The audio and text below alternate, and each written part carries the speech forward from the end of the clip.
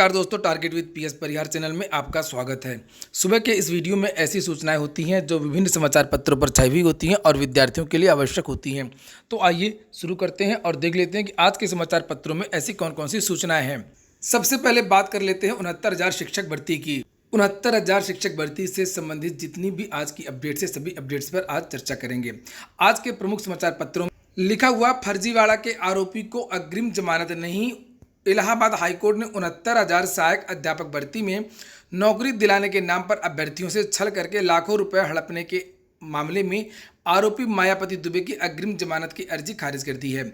यह आदेश न्यायमूर्ति अशोक कुमार ने गुरुवार को दिया। मामले के तथ्यों के अनुसार 69,000 सहायक अध्यापक भर्ती का परिणाम आने के बाद प्रतापगढ़ जिले में लालगंज थाना क्षेत्र के बहुचरा गांव निवासी राहुल सिंह ने सोराव थाने में मायापति दुबे व रुद्रपति दुबे सहित आधा दर्जन लोगों के खिलाफ नौकरी दिलाने के नाम पर धोखाधड़ी व छल करके लाखों रुपए हड़पने की एफआईआर दर्ज कराई गई थी।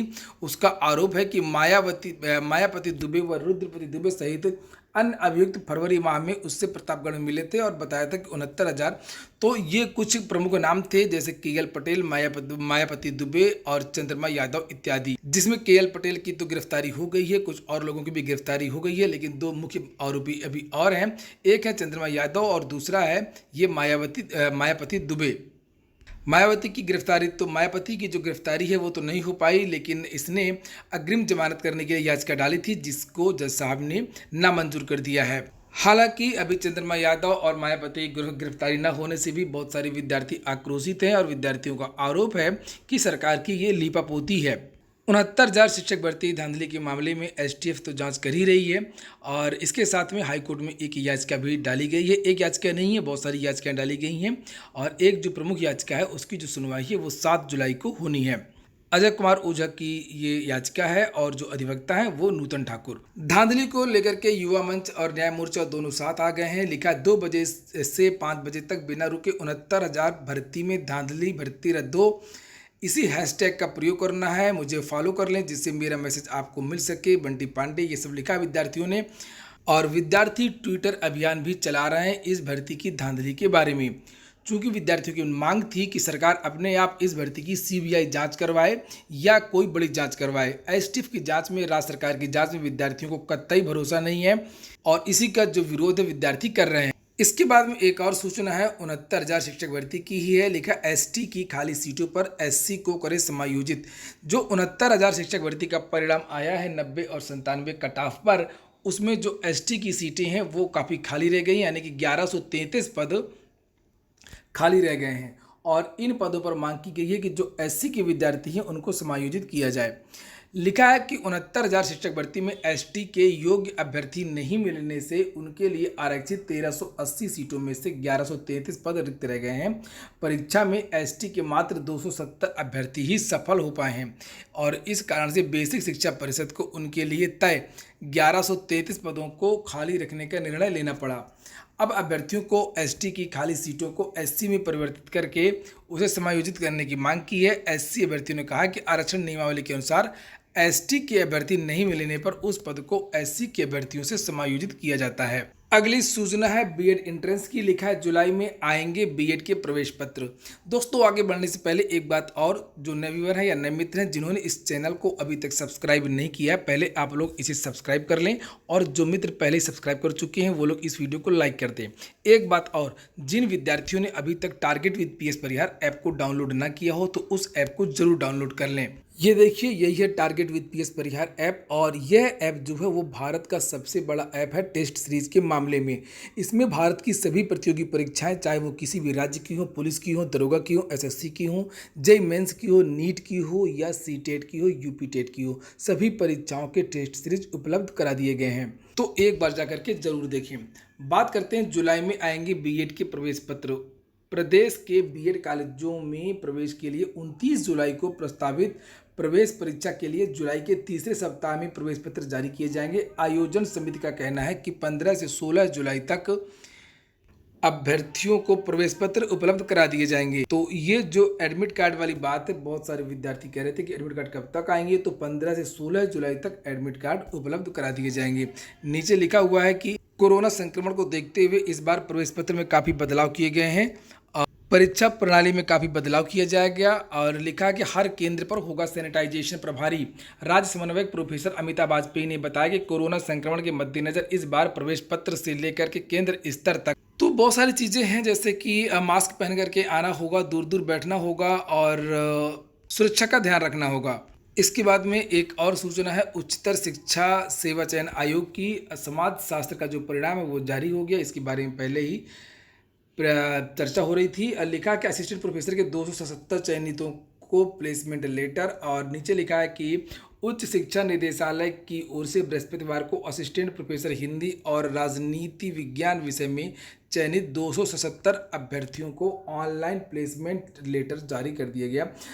हालांकि ऑनलाइन काउंसलिंग में 287 अभ्यर्थियों को शामिल होना था, लेकिन अलग अलग कारणों से 277 अभ्यर्थियों को ही प्लेसमेंट जारी किया गया जा सका। अभ्यर्थी अब इसी लेटर के आधार पर आवंटित किए गए प्रदेश के विभिन्न अशासकीय महाविद्यालयों में ज्वाइन करेंगे।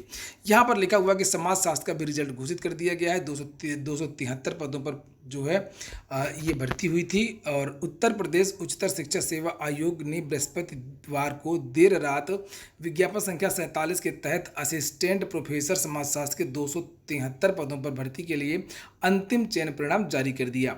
अब केवल एक परिणाम बचा हुआ है और वो है शिक्षा शास्त्र का। कल का दिन परिणामों को रहा। कल बहुत सारे परिणाम आए लोक सेवा आयोग से भी। यहाँ पर देखिए लिखा है कि 5 विषयों के 27 प्रवक्ता पदों का परिणाम घोषित। लोक सेवा आयोग ने राजकीय इंटर कॉलेज में प्रवक्ता के 5 विषयों के 27 पदों पर चयन के लिए हुए इंटरव्यू का परिणाम गुरुवार को घोषित कर दिया। प्रवक्ता जीव विज्ञान, वाणिज्य, गणित, भूगोल और समाजशास्त्र का परिणाम घोषित किया गया है। आयोग के उप सचिव ओम प्रकाश की ओर से जारी परिणाम के मुताबिक प्रवक्ता जीव विज्ञान के 7 पदों के लिए 23 जून को इंटरव्यू हुआ था। इसके लिए प्रीति, माला, स्वस्ति श्रीवास्तव, बहुत सारे लोगों का नाम लिखा हुआ है। और ये जो 5 विषय हैं इनका जो परिणाम है वेबसाइट पर अपलोड कर दिया गया है, वहाँ पर जाकर के आप लोग उसे देख सकते हैं। अगली सूचना है उत्तर प्रदेश लोक सेवा आयोग की पीसीएस मेंस के परिणाम की। पीसीएस मेंस का परिणाम जारी हो गया और विद्यार्थी आक्रोशित हो गए। इसके बारे में मैंने लगातार बहुत सारे वीडियोस बनाए हैं। परिणाम आने के पहले भी मैंने आप लोगों को बता दिया था कि इस बार शायद स्केलिंग हटा दी जाए, और उसी तरीके की चर्चा अभी हो रही है। विद्यार्थियों का ये एक बड़ा आरोप है कि लोक सेवा आयोग के जो सचिव हैं ये हमेशा झूठ बोलते हैं। इन्होंने पहले भी झूठ बोला है कई बार, इस बार भी इन्होंने झूठ बोला। इस बार इन्होंने कहा कि जो मूल्यांकन पद्धति है उस पर कोई बदलाव नहीं किया गया है, यानी कि स्केलिंग पहले लागू रही है तो स्केलिंग इस बार भी लागू रहेगी। लेकिन विद्यार्थियों का कहना कि ऐसा बिल्कुल भी नहीं है और जो स्केलिंग है वो इस बार लागू नहीं की गई है, और शायद पिछली बार से ही स्केलिंग हटा दी गई थी। और इसी वजह से जब अब फाइनल की जो मार्कशीट आती है, अंक पत्र आता है, उसमें जो है केवल स्केल्ड और नॉन स्केल्ड के बारे में कुछ नहीं बताया जाता है, केवल नंबर बताए जाते हैं कि आपको इतने नंबर प्राप्त हुए हैं। इसमें लिखा पीसीएस मेंस 2018 मेंस के रिजल्ट पर बड़ा प्रतियोगियों का असंतोष। लोक सेवा आयोग पीसीएस 2018 मुख्य परीक्षा के परिणाम का विरोध धीरे धीरे तेज होता जा रहा है। प्रतियोगी छात्रों ने इस परिणाम के खिलाफ सोशल मीडिया पर अभियान छेड़ दिया है। इनका स्पष्ट तौर पर कहना है कि आयोग ने स्केलिंग नहीं की है, इस वजह से मानविकी और हिंदी माध्यम के छात्रों को झटका लगा है और वे बाहर हो गए हैं। हालांकि आयोग के जो सचिव हैं जगदीश ने यह कहते हुए प्रतियोगियों के आरोपों को गलत बताया है कि स्केलिंग सुप्रीम कोर्ट के आदेश पर की जाती है, इसलिए उसे हटाया नहीं जा सकता। परिणाम उन्हीं नियमों व शर्तों के तहत जारी किया गया है जो विज्ञापन में दी गई थी। बकौल सचिव, भर्ती प्रक्रिया के बीच में नियम और शर्तों में बदलाव किए जाने का प्रतियोगियों का आरोप भी निराधार है। असफल होने वाले इस तरह का दुष्प्रचार कर रहे हैं। वहीं प्रतियोगी छात्रों ने सचिव के बयान पर यह कहते हुए ऐतराज़ किया कि जब पीसीएस 2019 का नोटिफिकेशन जारी होने से पूर्व मेंस के लिए एक पद के सापेक्ष 18 के बजाय 13, तो यानी कि पहले जो पीसीएस प्री में जो विद्यार्थी पास होते थे वो 18 गुना पास कराए जाते थे और फिर बाद में 13 गुना पास कराया जाने लगा। इसके बारे में भी सचिव ने झूठ बोला था। सचिव ने खंडन किया था, उसने कहा था कि नहीं ऐसा नहीं है, लेकिन बाद में जब विद्यार्थी पास हुए तो वो 13 गुना ही थे। अब सचिव पहले भी झूठ बोल चुके हैं, चाहे वो एलटी ग्रेड शिक्षक भर्ती के परिणाम के बारे में हो। हर बार बोला करते थे कि 29 तारीख को रिजल्ट आ जाएगा, 10 तारीख को रिजल्ट आएगा, लेकिन रिजल्ट कभी आया नहीं हिंदी और सामाजिक विज्ञान का। इसी तरीके से उन्होंने 2017 मेंस के बारे में भी बताया था, जब जिसके बारे में अभी चर्चा कर रहा था। लिखा है 2017 मेंस के परिणाम से पूर्व जब प्रतियोगियों ने सिर्फ स्केल्ड मार्क जारी होने की बात कही थी, तब भी सचिव ने खंडन किया था। कहा था कि मार्कशीट में सिर्फ स्केल्ड नंबर ही दर्शाया गया है। प्रतियोगियों के मुताबिक LT ग्रेड के हिंदी और सामाजिक विज्ञान के परिणाम को लेकर के सचिव और आयोग के अफसर कई बार झूठा आश्वासन दे चुके हैं। ऐसे में इनके बयान पर आखिरकार विश्वास कैसे किया जाता है। हालांकि इस मामले को लेकर के भी विद्यार्थियों में दो धड़े हैं। एक जो धड़ा है वो ये मानने को तैयार नहीं है कि कोई बदलाव किया गया है, और एक धड़ा ऐसा है, खासतौर से भ्रष्टाचार मुक्ति मोर्चा इत्यादि, जो जिनका कहना है और खुला आरोप है कि स्केलिंग को हटा दिया गया है। इस स्केलिंग को हटाने से सीधा जो फायदा होता है वो साइंस मैथ वर्ग के जो विद्यार्थी होते हैं उनको होता है। उसमें इन विषयों में नंबर ज़्यादा दिए जाते हैं, और जो मानविकी के विषय होते हैं, हिंदी, इतिहास, सामाजिक विज्ञान के जो भी विषय हैं, तो उसमें जब मूल्यांकन में नंबर कम दिए जाते हैं। तो स्केलिंग में अगर नहीं लागू होती है तो ये विद्यार्थी बाहर हो जाते हैं। उसी की यहाँ पर बात हो रही है। यहाँ पर लिखा है कि इसके खिलाफ मुहिम छेड़ दी गई है। लिखा है लिखित स्पष्टीकरण दें नहीं तो जाएंगे कोर्ट। इस मामले को लेकर के आयोग के खिलाफ मुहिम छेड़ने वाले भ्रष्टाचार मुक्ति मोर्चा के अध्यक्ष कौशल सिंह का कहना है कि सचिव के मौखिक बयान पर भरोसा नहीं है, इसलिए आयोग स्केलिंग को लेकर के लिखित स्पष्टीकरण जारी करे और इस बारे में RTI के तहत मांगी गई जानकारी को स्पष्ट करे। अगर आयोग ऐसा नहीं करता है तो प्रतियोगी इस मामले को लेकर के हाईकोर्ट में याचिका दायर कर देंगे। और बकौल कौशल, प्रतियोगियों को आयोग के अपने सूत्रों से पता चला है कि जब स्केलिंग हटाई जा रही थी तो कई अनुभाग अधिकारियों ने अध्यक्ष और सचिव से मिलकर के इसका विरोध किया था। आयोग के जिम्मेदार लोगों से यहाँ तक कहा गया था कि नए नियम लागू करना ठीक नहीं है, मामला विवादित हो सकता है। तो विद्यार्थियों को भी अंदर से जानकारी हो जाती है कि आखिरकार चल क्या रहा लोक सेवा आयोग में, और लोक सेवा आयोग गोपनीयता की आड़ में बहुत सारे बदलाव करता रहता है, और इन्हीं बदलावों की वजह से मामला कोर्ट में चला जाता है, वैकेंसी फंस जाती है, और कहा जाता है कि छात्रों ने भर्ती को फंसा दिया। और इसी तरीके से जो अपने 1.5 सयाने चेयरमैन हैं प्रभात कुमार, 69,000 शिक्षक भर्ती को भी उन्होंने फंसा दिया था नोटिफिकेशन में बदलाव को लेकर के, और इसी तरीके से यहाँ भी ये सब करने वाले हैं। इसके बाद में अगली जो सूचना है वो कोरोना की वजह से CTET की परीक्षा टली। मानव संसाधन एवं विकास मंत्रालय ने 5 जुलाई को होने वाली CTET परीक्षा कोरोना वायरस के कारण टाल दी गई है।